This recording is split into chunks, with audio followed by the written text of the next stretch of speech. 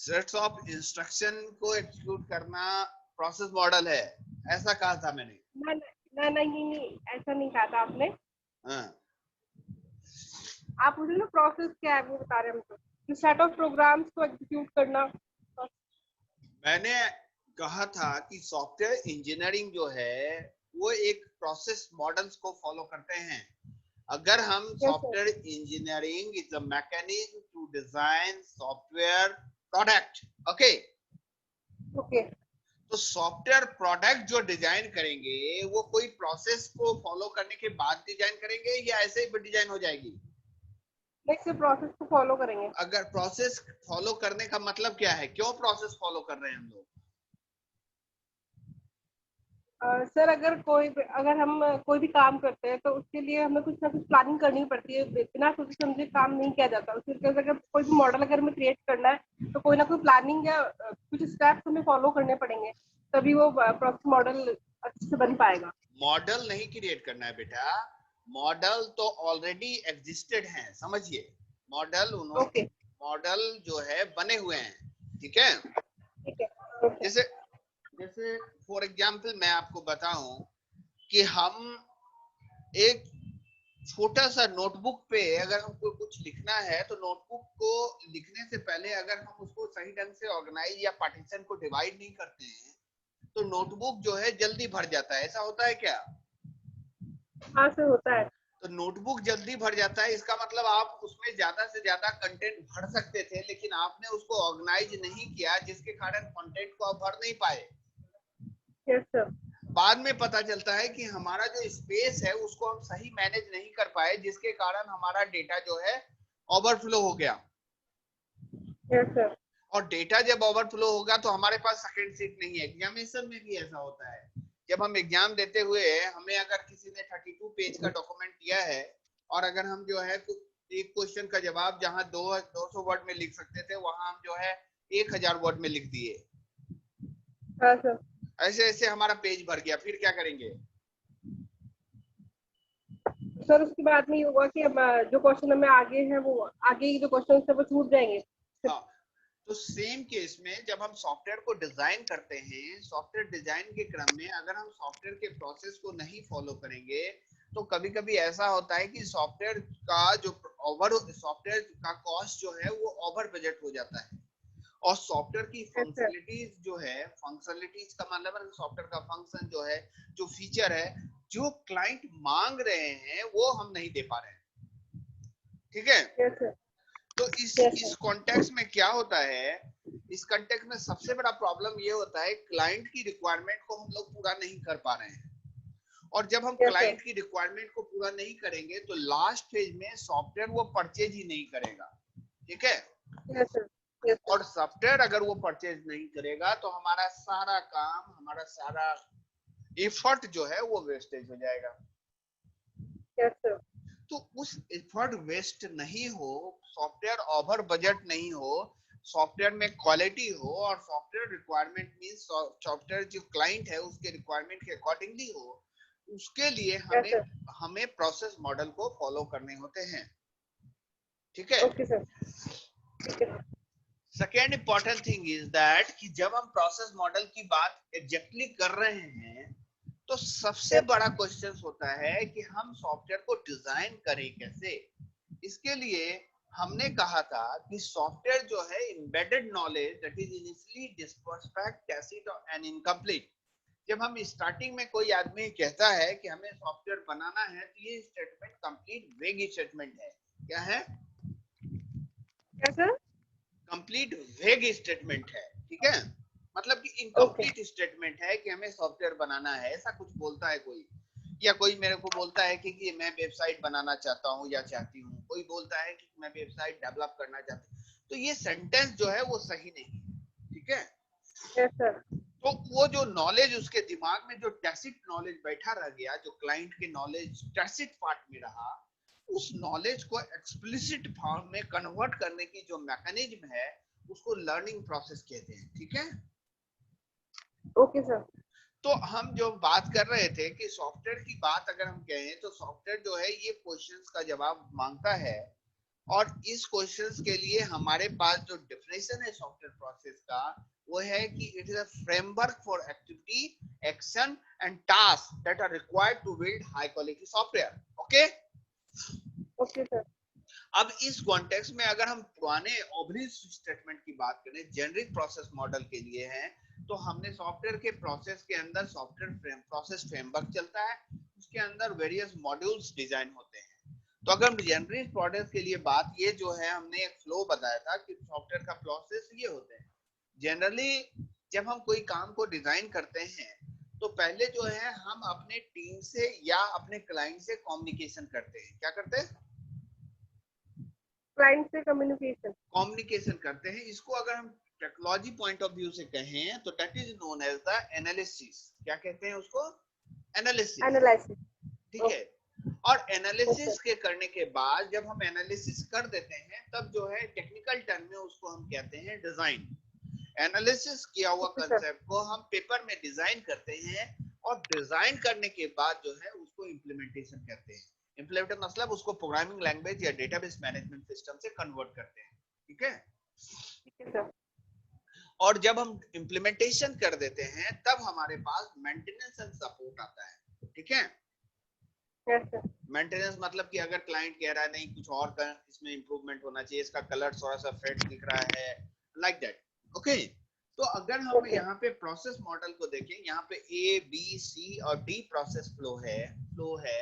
Process flow है। पहला process flow जो है कहता है लीनियर प्रोसेस फ्लो, जिसका मतलब होता है कि हम फर्स्ट फेज में कम्युनिकेशन करेंगे, सेकंड फेज में प्लानिंग करेंगे, थर्ड फेज में मार्केटिंग करेंगे, फोर्थ फेज में कंस्ट्रक्शन करेंगे और फिफ्थ फेज में डिप्लॉयमेंट करेंगे, ऐसा कह रहा है। ठीक है। Yes sir. अल्टरनेटिव प्रोसेस में क्या होता है, जब हम फर्स्ट फेज को देख रहे हैं तो फर्स्ट फेज में क्या होता है, जब तक आपका कम्युनिकेशन कंप्लीट नहीं होगा तब तक आप प्लानिंग नहीं कर पाओगे। ओके। Okay sir.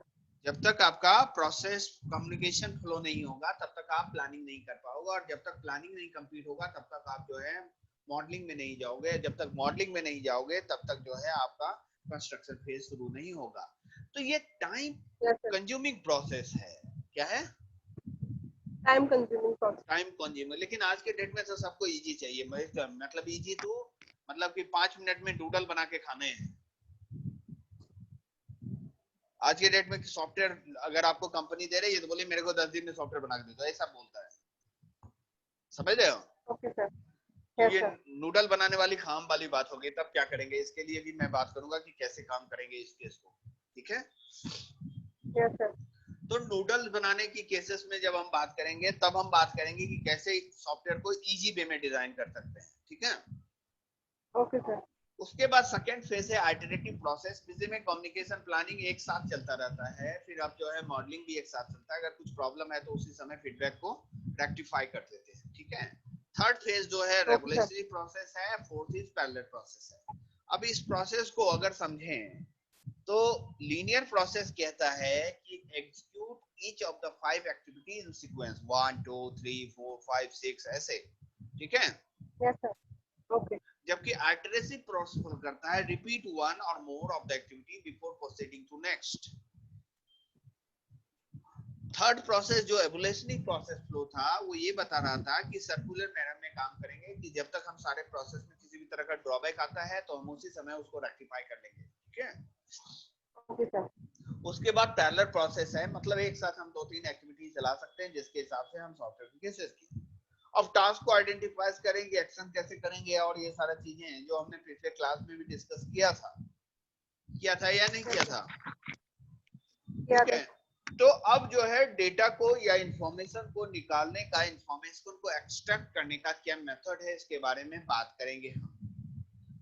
कुछ पैटर्न्स हैं प्रोसेस के, जिस प्रोसेस में हम बात करते हैं कि प्रोसेस पैटर्न टाइप क्या होता है। तो एक होता है स्टेज पैटर्न, जिसमें define a problem associated with framework activity for the process. It include multiple patterns as well. For example अगर हम बात करते हैं establishing communication would incorporate the task pattern requirement gathering and other.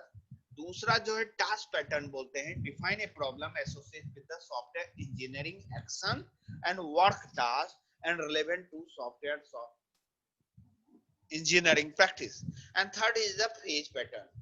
Define the sequence of framework activity that occur with the sequence process. उसके किस्म में example में spiral model और प्रोटोटाइप मॉडल की बात करेंगे।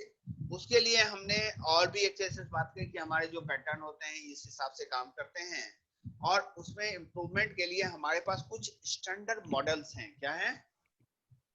Standard model. ये स्टैंडर्ड मॉडल जो है वर्ल्ड वाइड एक्सेप्टेड मॉडल है, जैसे CMMI, EQM, six sigma, spice, ISO। ये सब का नाम आपने कहीं सुना है क्या? यस सर, सुना है। क्या करता है ये, कुछ समझ में आया था क्या पहले? वास्तव में ये जो मॉडल्स, ये जो आप देख रहे हो ये मॉडल्स हैं, ये भी एक मॉडल्स हैं, जिस मॉडल्स में ये कहा जाता है कि ये बताता है कि आप जो काम कर रहे हो उसके प्रोसेस में किसी भी तरह की विसंगतियां तो नहीं है, किसी तरह का ड्रॉबैक तो नहीं है। तो प्रोसेस को इंप्रूव करने के लिए मैकेनिज्म है ये, जिसको हम CMM कह रहे हैं, CMMI कह रहे हैं, SCA-MPI कह रहे हैं, CBA-IPI बोल रहे हैं, स्पाइस बोल रहे हैं, ISO बोल रहे हैं, IS बोल रहे हैं, BS बोल रहे हैं, या ISO बोलते हैं, या TQM बोलते हैं, या सिक्स सिग्मा बोलते हैं, like that. Okay okay sir. एक और मॉडल अभी रिसेंटली यूज हो रहा है सॉफ्टवेयर इंडस्ट्री में, that model is known as the TOGAF। Okay अब हम बात करते हैं कुछ मॉडल्स के लिए। तो originally propose a bring to other requires perspective process model advocate an orderly approach to software engineering will some extent of course less rigid. अगर हम बात करते हैं that lead to the few question, दो question हमारे सामने आ रहा है। वो कह रहा है इस perspective process model strive for structure and order, if we reject traditional modern model तब क्या होगा? तो एक मॉडल जो सबसे पुराना मॉडल्स हैं, जो स्टार्टिंग के मॉडल हैं, वो मॉडल को हम लोग कहते हैं वाटरफॉल मॉडल। ओके कौन सा मॉडल है? Waterfall model. ये मॉडल जो है बहुत पुराना मॉडल है, और इस मॉडल को फॉलो करके 1969 से लेके लगभग 72-80 तक ये सॉफ्टवेयर बने। 90 तक भी लोगों ने इसको फॉलो किया है। ठीक है, ओके सर। क्योंकि फर्स्ट टाइम जो विंडो 95 जब हमारे पास ऑपरेटिंग सिस्टम आए थे, उसके बाद जो है हम लोग जो है मल्टीटास्किंग और ये सब की बात किए थे, क्योंकि काई हवांग ने इस बारे में बात की थी सॉफ्टवेयर के लिए, जो कंप्यूटर आर्किटेक्चर में क्लियर कट ये बात की थी कि हमारे पास 3 मॉडल्स होते हैं, SSID, SIMD और MIMD। ये तीनों मॉडल जो हैं इसको फॉलो कर रहे थे। अब बात करते हैं, it is oldest model for software engineering, while requirement are well defined और रीजनली स्टेबल। मतलब कहने का मतलब है, अगर आपने रिक्वायरमेंट सही आइडेंटिफाई नहीं किया है तो ये मॉडल आपके लिए ज्यादा इंपॉर्टेंट रोल नहीं लेता है। ठीक है, तो रिक्वायरमेंट आपको पहले निकालना ही पड़ेगा। प्रॉब्लम ये है कि ये लीनियर जो है जल्दी होता नहीं, आइटरेशन की हमेशा जरूरत पड़ती है। Hard to state all requirement, specially blocking stage आता है। Code will not be release until very late. जब कोड रिलीज नहीं होगा तो सॉफ्टवेयर डेवलपमेंट में प्रॉब्लम आएंगे ही आएंगे। ठीक है, ओके सर। तो classic life cycle suggests a systematic sequential approach for the software development, जिसमें first phase communication, that is also known as the analysis, जिसमें project initiation होता है, requirement gathering होता है, planning phase में we have to estimate the software, we have to schedule the software, we have to track the software, then analysis, modeling started, and designing phase started, then construction and test phase होते हैं, delivery, support and feedback sessions is covered। अब एक models और भी हैं, that is called the V&V model. क्या है? तो V मॉडल, इसको जनरली V&V मॉडल कहते हैं। क्या कहते हैं? V model. V मतलब वेरिफिकेशन, V मींस वैलिडेशन। क्या? सर वापस बोलिए एक बार। Validation and verification model. Okay, validation and verification model. ये मॉडल बड़ी इंपॉर्टेंट मॉडल है। अगर किसी सॉफ्टवेयर कंपनी में हम इंटरव्यू देने जाएंगे, ये क्वेश्चन आपसे जरूर पूछेगा, याद रखिएगा। ठीक है, ओके सर। ये मॉडल ठीक है सर। वाइडली इम्पोर्टेंट मॉडल है। ये मॉडल को समझना भी बहुत जरूरी है, क्योंकि अगर हम ये मॉडल को नहीं समझते हैं तो सॉफ्टवेयर को डिजाइन हम नहीं कर पाएंगे प्रॉपर्ली। ठीक है। ठीक है सर। तो इस मॉडल्स की जो सबसे बड़ी खासियत ये है कि ये कहता है कि variation of waterfall model depict the relationship of quality assurance action to the actions associated with the communication modelling like that. Then first move down the left side and then we define the problem requirement on code is generated, the team move to the right side. कहते हैं कि अगर हम इस model को जरा ध्यान से देखो तो रिक्वायरमेंट मॉडलिंग से एग्जीक्यूटिव सॉफ्टवेयर के बीच कुछ दिख रही है आपको?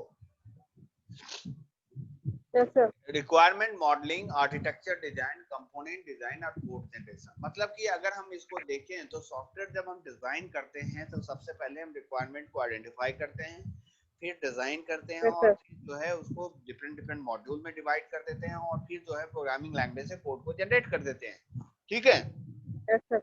ये ओके। तो एक बंदा है जिसको हम लोग कहते हैं सॉफ्टवेयर डेवलपर या प्रोग्रामर। क्या कहते हैं? सॉफ्टवेयर डेवलपर या प्रोग्रामर। दूसरे साइड में आप देखो कि दूसरे साइड में नेक्स्ट जो फेजेस है बॉटम से अप जब जा रहा है तो जो कोड जनरेशन सॉफ्टवेयर डेवलपर ने किया है या प्रोग्रामर ने किया है उसको टेस्ट करते हैं हम, उसको कहते हैं यूनिट टेस्टिंग। ठीक है। ओके। फिर जब यूनिट टेस्टिंग हो जाती है तो फिर हम उसके कंबाइंड अप्रोच को भी टेस्ट करते हैं, that is called the integration testing. तो दो तीन मॉडल्स जो हैं, दो तीन मॉडल एक साथ हम टेस्ट करते हैं। ठीक है। दो तीन मॉडल एक साथ टेस्ट करते हैं, दो तीन मॉडल एक साथ टेस्ट करते हैं। ठीक है। ओके।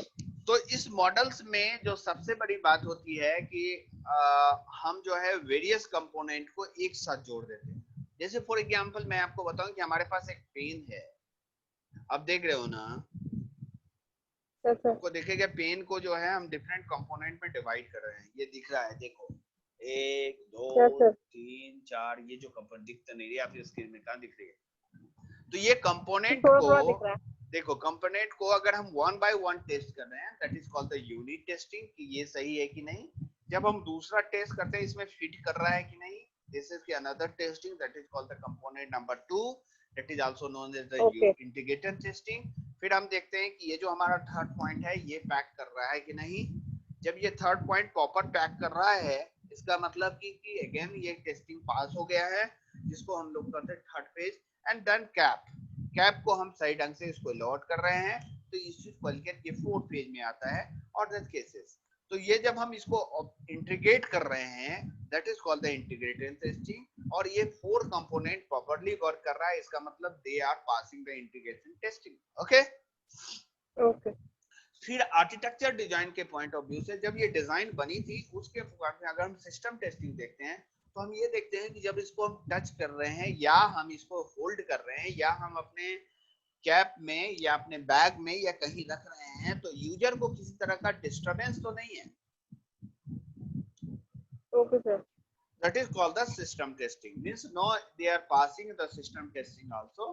उसके बाद जब हम इसके कलर्स, इसकी रिलायबिलिटी, इसकी कंपोनेंट को जब हम टेस्ट कर रहे हैं तो हम इसको चेक करते हैं कि क्या हम किसी दूसरे यूजर को जब ये सिस्टम देंगे, ये पेन देंगे, क्या वो पेन को एक्सेप्ट करेगा, क्या इस पे जो इसकी यूजेबिलिटी है सही है कि नहीं, ये चलता भी है कि नहीं, इसकी जो है इंक का फ्लोट कैसा है वो चलती है कि नहीं, इसका कलर कॉम्बिनेशन क्या होता है, इसकी रिलायबिलिटी की है, that is called the acceptance. जो रिक्वायरमेंट मॉडलिंग में था, रिक्वायरमेंट में क्या था कि हमें एक पेन डिजाइन करना है, ऐसा कुछ था। ठीक है। Yes sir. तो पेन डिजाइन के लिए हमने आर्किटेक्चर डिजाइन किया, फिर उसका कंपोनेंट डिजाइन किया, फिर उसके सिस्टम को डिवाइड किया। यूनिट टेस्टिंग में हम पहले जो है यूनिट बाय यूनिट टेस्ट किया, फिर जो इंटीग्रेटेड टेस्टिंग किया, फिर सिस्टम टेस्टिंग किया और देन एक्सेप्टेंस टेस्टिंग किया। ये model that is a VNV model, इसको हम कहते हैं वैलिडेशन एंड वेरिफिकेशन मॉडल्स। क्या कहते हैं?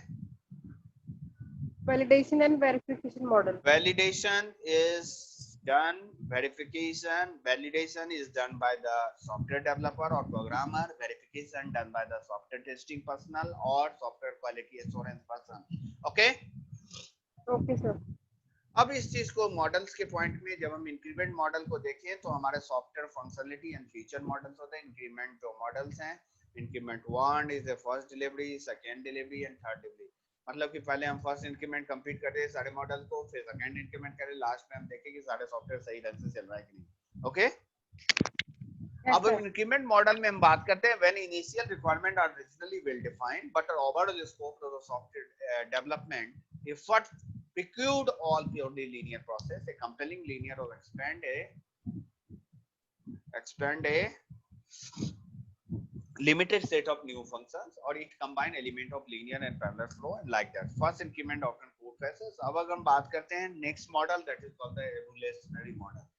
ये कहते हैं कि जब हम evolve over time as a requirement of changing a developed process, such a strict line of complete linear product is not possible. Usually a set of core product or system requirement well understood, but the detail of extension have been defined. You need a process model that are explicitly designed to accommodate product that evolve over time. अगर हम prototype और spiral model को देखें थोड़ा सा, तो हमको ये दिखेगा कि जब हम यूज करते हैं तब कस्टमर प्रॉब्लम को डिफाइन करता है, जब हम आगे बढ़ते हैं तब प्रॉब्लम डिफाइन करता है। तो इस चीज को हम लोग रन बाइट मोड में करते हैं। क्या करते हैं?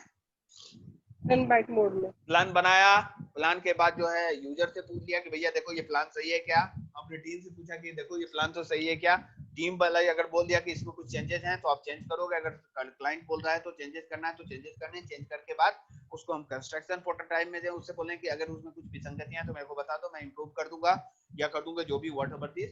उसके बाद जो है हम डिप्लॉयमेंट, डिलीवरी एंड फीडबैक में जाते हैं कि क्या आपका क्या फीडबैक है, फिर कम्युनिकेशन में जाते हैं। मतलब ये सर्किल चलता रहता है जब तक आपका सॉफ्टवेयर प्रोसेस कंप्लीट नहीं हो जाए। लेकिन अगर मैं इसी चीज को एक थोड़ा सा एग्जांपल के बारे में मैं आपको रिपीट करना चाहता, शायद आपने प्राइम नंबर का फंक्शन बनाया था क्या? Yes sir. आपने फिबोनाची सीरीज का फंक्शन बनाया था क्या? हाँ सर, बनाया था। तो फिबोनाची सीरीज में डबल रिपीट हो रही थी क्या? कोई आइटरेशन प्रोसेस होती थी क्या? चलो उसके बारे में हम नेक्स्ट क्लास में कभी बात करेंगे। ओके, अब हम बात करते हैं इस चीज को थोड़ा सा समझने के लिए। तो स्पाइरल मॉडल आपने देखा कि ये स्ट्रक्चर चल रही है और इस मॉडल को स्पाइरल बेसिस में कर रहे हैं। हम स्टार्ट यहाँ से कर रहे हैं और सारे मॉडल एक साथ चल रहे हैं, देख रहा है आपने? Yes sir. सारे मॉडल एक साथ मूव कर रहे हैं। वो जो है कम्युनिकेशन भी एक साथ चल रहा है, ये प्रोसेस भी चल रही है, स्टार्ट भी प्रोसेस चल रही है, प्लानिंग स्प्रिंट शेड्यूल सेट करिए, मॉडल चलता रहा डिप्लॉयमेंट डिलीवरी हो जाता है, सॉफ्टवेयर कंप्लीट हो जाती है। अब इस केस में अगर three concern of evolutionary process में, first concern is that prototype poses problem to project planning because the certain number of cycle required to conduct the product. It does not establish the maximum speed of evaluation if the evaluation occurs too fast without a period of relaxation. It is certain that the process will fall into pause. On the other hand, if speed is too slow, then productivity would be affected. Software process should be focused on the flexibility and extendability rather than high quality. We should prioritize the speed of the development of a zero effect, extending the development in order to reach high quality. अब इस चीज को जो है concurrent model, मतलब साथ साथ हम सारे मॉडल को रन कराते हैं। इसमें आप देखो कि हमारा मॉडल कैसे काम करता है, हमारा response, change, standard, reviews, baseline, done, ये सब एक साथ चल रहा है ना। सर, इसको पैरेलल मॉडल भी हम लोग कहते हैं। अब अगर बात करें ये मॉडल के बाद जो आज के डेट में मॉडल यूज हो रहा है, उसके बाद जो अभी तक मॉडल हम बात कर रहे थे, ये सब आपका सिलेबस का पार्ट है। क्या है? सिलेबस के पार्ट। सिलेबस का पार्ट के ये मॉडल हैं। कितने प्रकार, मैंने फिर बोला आप लोग जो है नोट्स तैयार कर लेना, क्योंकि मैं क्वेश्चन जो है एग्जामिनेशन उसी पॉइंट ऑफ व्यू से क्वेश्चन दूंगा और ये से क्लियर कट है कि मॉडल क्या है, ये आपको पता होना चाहिए। Okay okay sir. अब हम बात करते हैं कि हमारा उसके बाद का मॉडल क्या है। वो ये है कंपोनेंट बेस्ड डेवलपमेंट मॉडल। क्या है? The process to apply when used is the development objectives like spiral. Formal method basis on the mathematical specification of requirement, easy to discover, element ability, incompletent. जैसे weather forecasting का अगर हम software बनाएंगे ना, तो हमें फॉर्मल मेथड को use करना पड़ता है। जैसे पुराने जमाने में, थोड़े दिन पहले, पुराने जमाने तो मैं नहीं बोल सकता क्योंकि मैंने उसमें काम किया था फॉर्ट्रन मॉडल पे। फॉर्ट्रन जो है वेदर फोरकास्टिंग के जो भी सॉफ्टवेयर डिजाइन होते थे, फॉर्ट्रन लैंग्वेज पे होते थे। और बिजनेस के जो भी सॉफ्टवेयर डिजाइन होते थे वो कोबोल पे होते थे। ओके, लेकिन आज के डेट में बहुत सारे लैंग्वेज आ गए हैं और उसमें जो है बहुत सारा फ्रेमवर्क भी बन रहा है, आपको केवल कंपोनेंट उठाना है और अटैच करना है। मैं एक एग्जांपल भी आप लोग को दिखाऊंगा जब आपके क्लासेस नेक्स्ट टाइम होंगे।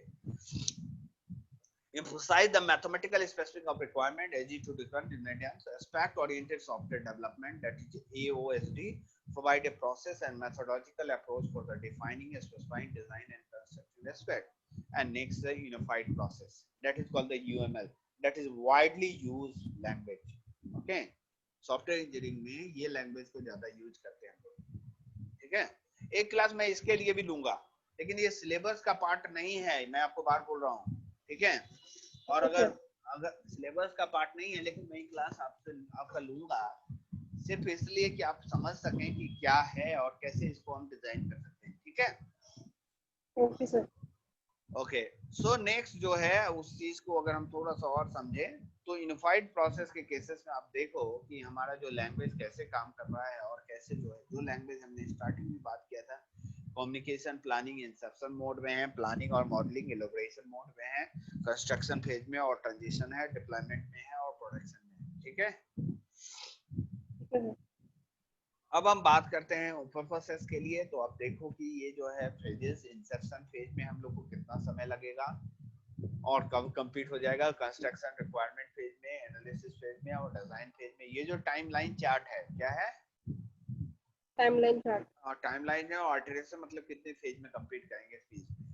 अब हम बात करते हैं ब्रॉड प्रोडक्ट, उसी चीज को थोड़ा सा समझें। तो आप देखो ये जो फोटो आप देखे थे, इसमें आपको समझ में नहीं आ रहा था कि क्या है, इस पेज में आपको समझ में आएगा कि इंसेप्शन फेज जो हम यहाँ लिखे हैं उसके अंदर क्या क्या काम हम लोग कर सकते हैं।